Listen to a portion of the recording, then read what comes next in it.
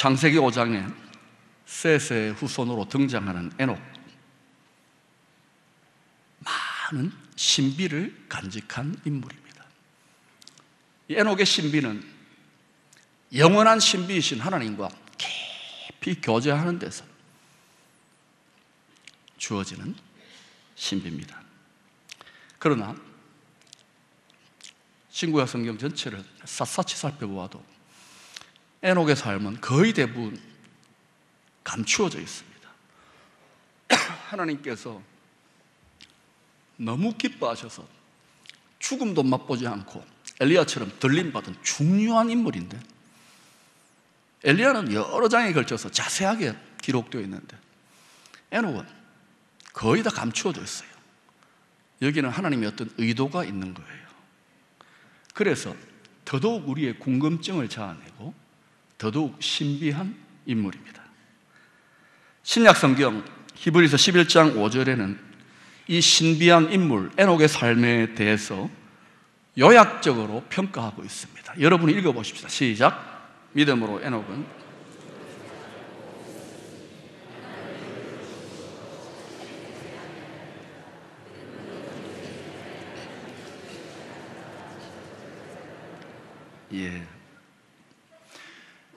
에녹의 일생을 이 본문에 근거해서 한 문장으로 요약하면 여러분 아시겠죠? 뭡니까? 하나님을 기쁘시게 하는 자. 이야, 저도 이건 하나님이 인정한 말이에요. 저도 하나님이 저를 보면서 박 목사, 니만 보면 내가 기쁘다, 이런 인정을 받아서 하나님의 문서에 기록된다. 얼마나 큰 영광일까. 니만 보면 내가 미치겠다. 니는 자식이 아니라 왼수다, 왼수. 이러면은 얼마나 하나님 괴롭겠습니까? 그렇다면 이 에녹은 어떻게 하나님을 기쁘시게 하는 자, 이런 인정을 받을 수가 있었을까요? 첫 번째로 에녹이 하나님을 기쁘시게 하는 자로 인정받을 수 있었던 것은 그가 하나님과 동행하는 사람이었다는 거예요. 본문 22절과 24절에 에녹이 하나님과 동행했다, 짧은 본문에 2번 나옵니다. 이 동행한다는 히브리어 할라크는 산책한다, 걷는다, 이런 뜻입니다. 아주 친한 친구하고 자잘자잘거리면서 즐거운 시간을 가지면서 대화하면서 이렇게 산책하는 분위기를 생각해 보세요. 그게 할라크예요. 창세기 3장 8절에서 아주 재미난 표현이 나옵니다. 동산에 거니시는 여호와 하나님. 에덴 동산을 말합니다. 천국의 낙원에서 하나님이 거니신다. 그때 이 거닌다는 단어가 할라크와 관계가 있습니다. 추측해 볼 수가 있어요. 아담과 하와가 타락하기 전에, 숨어버리기 전에 하나님 아버지가 자식으로 창조한 아들, 딸인 아담과 하와, 하나님하고 어떻게 지냈을까? 낙원의 동산을 거니시면서 아빠, 왜 자식들하고 너무나도 꿀이 떨어지는 사랑 속에 이런저런 대화하면서 걸어가는 그 최초의 친밀한 할라크, 그 친밀한 교제. 그런데 여러분, 인간의 타락으로 말미암아 가장 먼저 잃어버린 것이 무엇일까요? 여러 가지가 있겠죠. 그러나 제가 생각할 때 가장 먼저 잃어버린 것은 이 하나님 아버지, 사랑의 가족 관계, 그 친밀한 할라크적 관계를 잃어버린 거예요. 이제는 왼수가 돼버린 거예요. 흥미로운 사실은 구약 성경에서 이스라엘의 성소에 하나님께서 임재해 계셨다, 이런 표현을 할 때도 예를 들자면 레위기 26장 12절, 신명기 23장 14절, 사무엘하 7장 6절 7절 같은 본문들을 살펴보면 그 하나님이 성소에 임재했을 때도 할라크, 하나님이 성소를 거니신다, 이렇게 표현하기도 해요. 그렇다면 우리가 추측해 볼 수가 있습니다. 아하, 하나님께서 죄 많고 문제 많은 이 세상에 구별된 성소를 예비하신 이유, 구별된 교회를 예비하신 가장 중요한 이유 중에 하나가 할라크, 하나님 아버지하고 다정하게 산책하듯이 그 친밀한 교제를 이루기 위한 구별된 장소라는 거예요. 아모스 3장 8절에 이 하나님과의 동행에 대해서 이런 말씀이 나옵니다. 두 사람이 뜻이 같지 않은데 어찌 동행하겠으며. 여러분 가운데 신앙생활이 너무너무 힘들고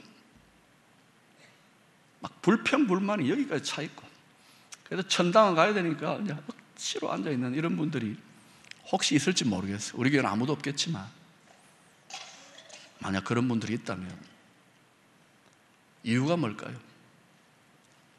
뜻이 안 맞는 거예요. 하나님하고. 하나님의 완전한 뜻이 있는데 내가 맞다고 끝까지 우기고, 내 생각이 맞고, 내 고집이 맞고, 내 욕심이 맞다고 끝까지 쇄심줄입니다. 얻어 터지고 깨지고 막 이러는데도 끝까지, 그리고 막 하나님 도와주세요, 하나님 안 도와주시면 쳐들어간다, 훌라훌라. 뭔가 잘못돼도 한참 잘못된 거예요. 뜻이 맞고 마음이 통하면 서로 막 생명 다해 사랑하면 시간 가는 줄 몰라요. 너무너무 재미나요. 너무너무 행복해요. 뭐 환난과 고난의 한복, 죽음의 한복판에서도 막 아무런 염려가 없어요. 근데 뜻이 안 맞는 거예요. 또 미가서 6장 8절 보시면 하나님과의 동행에 대해서 이렇게 말씀합니다. 사람아, 주께서 선한 것이 무엇임을 내게 보이셨나니 여호와께서 내게 구하시는 것은 오직 정의를 행하며 인자를 사랑하며 겸손하게 된 하나님과 함께 행하는 것이 아니냐. 하나님과의 동행을 미가서에서는 야, 박 목사, 만병짜리 교회를 이루어라, 저 선교지에 가가지고 수억의 인구들을 구원하라, 이런 것도 필요합니다. 그런데 동행을 그렇게 표현하지 않고 위대한 일을 하라 그렇게 표현하지 않고 겸손히 정의를 행하고 섬기면서 사랑하면서 하나님과 동행해라. 너무나도 평범합니다. 경건의 일상성, 너무 위대해지는 것, 너무 큰 일, 그것보다 더 중요한 것은 경건의 일상성, 날마다 순간순간마다. 그러면 날마다 순간순간마다 노래하는 것 같아요. 기쁨이 충만해요. 만족해요. 날마다의 이러한 매일매일 순간순간에 경건의 작은 조각들이 쌓이고 쌓여서 거대한 태산 같은 경건의 두께를 이루게 되는 거예요. 에녹이 바로 그런 사람. 에녹 한 일 없어요. 만명교회를 이루었다, 수억의 사람을 구원했다, 그런 거 없어요. 뭐라고 기록됐습니까? 애 낳고, 그러면 애 길렀겠죠. 애 낳고 애 기르며 하나님과 동행하였더라. 끝! 아휴, 내가 대학까지 나와가지고 애 키우고 남편 뒷바라지 한다고 내 인생이 왜 이래? 아직 그분은 신앙의 도가 안 통한 분입니다. 아침에 자식들 먹여 살리려고 힘든 직장에 출근하는데, 아이고 오늘도 막 죽지 못해 일하러 간다, 그런 분들 있으면 아직도 신앙생활이 뭔지 전혀 감을 못 잡고 있는 분입니다. 매일매일 하나님과 동행, 이것 때문에 하나님이 에녹을 위대하게, 평범한 가운데 위대함이 있어요. 그래서 하나님이 너무 기뻐하셨던 거예요. 두 번째로, 그가 하나님을 기쁘시게 하는 자라는 인정을 받았던 이유는 하나님의 말씀을 믿고 순종했기 때문입니다. 에녹은 처음부터 하나님과 동행한 게 아닙니다. 21절, 22절 보면 에녹이 하나님과 동행하기 시작했던 시점이 나옵니다. 읽어보십시다. 시작. 에녹은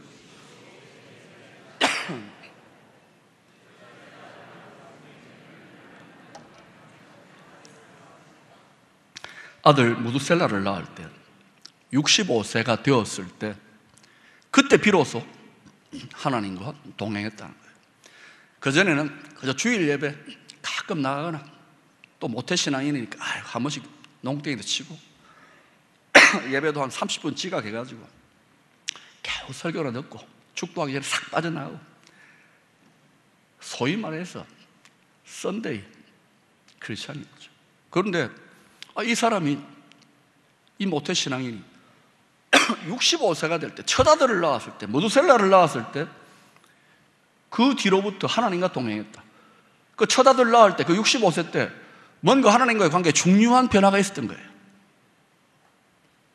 그걸 추측해 볼 수 있습니다. 에녹이 아들에게 붙여준 이름이 뭡니까? 첫 아들에게 붙여준 이름 뭐죠? 무두셀라. 이 무두셀라라는 단어는 히브리어 무트, 샬라흐, 이 두 단어의 합성을 하고 해석할 수 있습니다. 무트는 뭐냐? 죽은, 샬라흐는 보낸다. 그리고 무두셀라는 이름은 뜻이 뭐냐? 죽음을 보내는 아이. 자, 여러분이 첫 아들이 얼마나 더더욱 사랑스럽겠습니까? 근데 부모가 이 사랑스러운 아이의 이름을 죽음을 보내는 애야, 이렇게 이름을 지으면 그 부모가 미친 사람이죠. 그런데 에녹은 그렇게 이름을 지었어요. 그럴 만한 뭔가 이유가 있는 거예요. 자, 여러분이 만약에 에녹뿐만 아니라 가족들과 이웃들과, 에녹이 당시 제법 유력한 사람이었을 거예요. 에녹을 아는 사람들이 첫 아들 데리고 나가면, 아들 당신 꼭 빼닮았다. 우리 무두셀라. 우리 한국식으로 말하면 뭡니까? 야, 박 목사, 박 죽음을 보내는 얘는 판박이네. 박 죽음을 보내는 이렇게 불러보세요. 느낌이 어떻습니까? 재수 없지 않습니까? 이 저주 같지 않습니까? 심판 같지 않아요? 이 아이는, 무두셀라라는 아이는 당시에 극도로 악해진 세상 속에서 하나님의 심판이 임할 것에 대한 경고의 아이였어요. 우리가 예수 그리스도의 복음을 믿고 구원받았다. 이 구원의 복음을 제대로 깨닫는 것은, 구원만 깨달으면 반쪽입니다. 구원의 복음의 동전의 반대편에는 심판이 있습니다. 예수 그리스도의 구원의 복음, 하나님의 구원의 방주 예수 그리스도를 거절하고 거부하는 자에게는 하나님의 공의의 법대로 말씀에 기록하고 반복해서, 이걸 농담으로 여기는 이 시대 사람들이 많지만은 그때가 되면은 땅을 치고 이를 갈며 분노하며 후회할 겁니다. 구원과 심판이 동시에 복음의 말씀 속에 계시되어 있는 거예요. 이 심판적 의미를 안다면 함부로 구원받았다고 예사로 신앙생활하고 세상 사람들과 똑같이 죄짓고 적당하게 신앙생활, 그러지 않습니다. 두려워 떨면서 경외함으로 하나님 제대로 섬기게 되어 있어요. 그러지 못한 분은 아직 복음이 뭔지를 깨닫지 못한 거예요. 세 번째로, 하나님을 기쁘시게 하는 자라는 인정을 받았던 이유는 하나님의 말씀을 전파하는 사명을 감당했기 때문입니다. 창세기 6장 5절 6절은 에녹 당시의 시대적 상황을 이렇게 기록하고 있습니다. 여호와께서 사람의 죄악이 세상에 가득함과 그의 마음으로 생각하는 모든 계획이 항상 악할 뿐임을 보시고 땅 위에 사람 지으셨음을 한탄하사 마음에 근심하시고. 웬만큼 악한 게 아니라 극악해지니까, 사람이 극악해지면 마귀처럼 됩니다. 하나님의 제대로 된 원수가 되는 거예요. 그런 인생들이 전부 다 그런 인생이 된 걸 보고 하나님이 가슴이 찢어지는 거예요. 내 자식들인데 속아가지고 왜 저래. 부모 가슴에 대못이 수억 개가 박히는 거예요. 여러분, 창세기 1장을 보세요. 타락하기 전에 이 세상 인생이 어떻게 창조되었습니까? 창조하고 나서 하나님은 보시기에 좋았더라, 보시기에 좋았더라. 자기 자식을 만들어 놓고 나서는 보시기에 심 좋았더라. 하나님이 막 흡족하고 기쁘고 만족한 얼굴이 여러분 생각 안 됩니까? 그런데 타락하고 난 다음에 구약 성경 특별히 보세요. 사사건건, 우리들보다 더 열심히 믿는 사람들인데 사사건건 진노하사, 격분하사, 격동하사,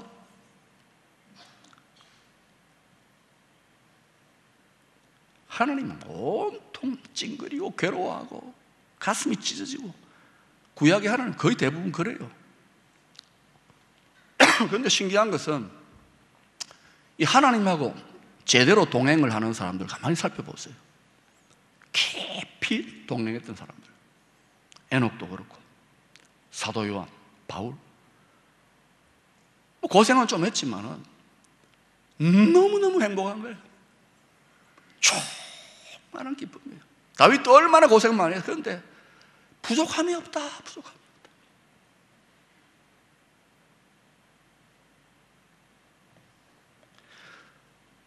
하나님 안에 거하는 사랑. 인간은, 우리는 조금만 열받고 스트레스 받고 세상의 죄의 후유증에 노출되면 조금만, 별것도 아닌 조금만 막 나를 비난하는 소리 들으면 열받고 막 죽여버리고 싶고, 한 일주일은 말도 안 하고 그런단 말이에요. 그런데 기쁨, 충만 다 뺏겨. 그런데 하나님은 절대로 그렇지 않습니다. 아무리 속이 뒤집어지고 아무리 미치고 환장할 것 같아도 성부, 성자, 성령 안에서 원자 회로들이 막 역동적으로 흐르는 것 같은 사랑의 교제 속에서, 그 사랑의 영광로 속에서 이런 스트레스, 이런 분노, 이런 격분, 이런 충동들 다 녹아 없어져요. 다시금 충만하게 넘쳐나는 사랑 속에 완전히 또 회복되어 가지고 또다시 졸지도 주무시지도 아니하고 또 인내하면서 또 사랑하고 또 가슴 터지면서 또 사랑하고 또 충만한 사랑으로 사랑하고. 하나님 사랑은 아무리 이 세상이 거꾸로 돌아가고 하나님이 열받고 진노해도요, 조금도 하나님의 충만한 사랑, 그 충만을 건드리지 못해요. 그래서 우리가 그 충만한 삼위일체 하나님의 열렬한 사랑의 교제, 그 영원한 동행의 완전한 모델, 영원한 할라크의 그 완전한 모델에 참여하게 되면 우리도 누리게 돼요. 우리도 맛보게 돼요. 그래서 어떤 상처, 어떤 우울증, 어떤 저주, 어떤 원한 다 고쳐집니다. 넉넉하게 이기게 됩니다. 에녹, 그 극악한 시대에 바로 이 삼위일체 하나님과의 영원한 동행의 모범을 보여준 것입니다. 시간 관계상 더 전할 수 없겠어요. 여러분, 로마서 5장 5절 이런 말씀이 있습니다. 소망이 우리를 부끄럽게 하지 아니함은 우리에게 주신 성령으로 말미암아 하나님의 사랑이 우리 마음에 부은 바 됨이니. 이 말은 사랑이 지금 마음을 연민하는 사랑을 물붓듯이 폭포수처럼 부어주시옵소서, 이 말이 아닙니다. 처음 예수 믿고 성령께서 우리 안에 내주하실 때부터, 그때부터 하나님의 충만한 폭포수 같은 사랑이 계속 부어지고 있다는 말입니다. 근데 이상하잖아요. 목사님, 저는 하나님의 자식인지 모르겠어요. 하나님 사랑하는지 전혀 모르겠습니다. 느껴지지도 않아요. 버림받은 것 같아요. 기쁨도 없어요. 충만하지도 않아요. 왜 그럴까요? 엉뚱한 것들이 가득한 거예요. 마음이 콩밭에 가 있는 거예요. 여러분이 그 모든 것을 비워버리고 이런저런 기도 제목 다 내려놓고 정말 간절하고도 열린 마음으로 하나님, 이미 부어지고 있는 그 엄청난 하나님의 사랑의 충만 내 영혼이 깨닫게 하옵소서. 나도 좀 맛보게 하옵소서. 나도 그 친밀한 교제 행복에 참여하게 하옵소서. 여러분이 한 달이고 두 달이고 6개월이고 계속 그렇게 여러분 구해보세요. 다른 기도할 필요도 없어요. 그럼 어떤 일이 일어날까요? 우리 믿음의 선배 중에 어떤 분이 이런 은혜의 맛을 알고 이런 충만한 하나님과의 동행의 행복과 기쁨에 겨워가지고 이런 찬송을 불렀어요. 성령이 계시네, 할렐루야 함께 하시네, 좁은 길을 걸으며 밤낮 기뻐하는 것 주의 영이 함께 함이라. 예수 믿는 것 좁은 길입니다. 십자가의 길입니다. 그런데 징징거리면서 날마다 불평하고 인상 쓰면서 하나님께 영광 돌려지겠어요? 너무너무 행복한 거예요. 이게 십자가인지도 모르는 거예요. 고생인지도 모르는 거예요. 세상이 줄 수 없는, 세상에 그 어떤 것도 줄 수 없는 충만한 기쁨, 부족함이 없어요. 넘쳐나요. 에녹은 이 비밀을 온몸으로 체험하고 날마다 그 어둠의 시대 속에서 사명을 감당하면서 계속 공급되어지는 그 기쁨의 영혼의 충만 속에 걸어갔던 거예요. 전부 다 새까맣게 어두워져 있는데 에녹 한 사람만 찬란하게 빛나며 걸어갔어요. 그런데도 당대에 건드릴 자가 없었고 완벽한 보호, 완벽한 능력 속에 걸어갔어요. 그리고 하나님이 너는 너무 아깝다, 안 되겠다, 그냥 올라온나, 죽지 말고 바로 잡아 당겨 스카웃한 거예요. 사랑하는 여러분, 힘들지요? 먹고 살기가 참 힘들죠. 어렵죠. 하나님이 나를 버린 것 같기도 하고. 에녹이 우리에게 좋은 모델이 됩니다. 오늘 말씀을 깊이 생각하시고 적용할 수 있기를 축원합니다.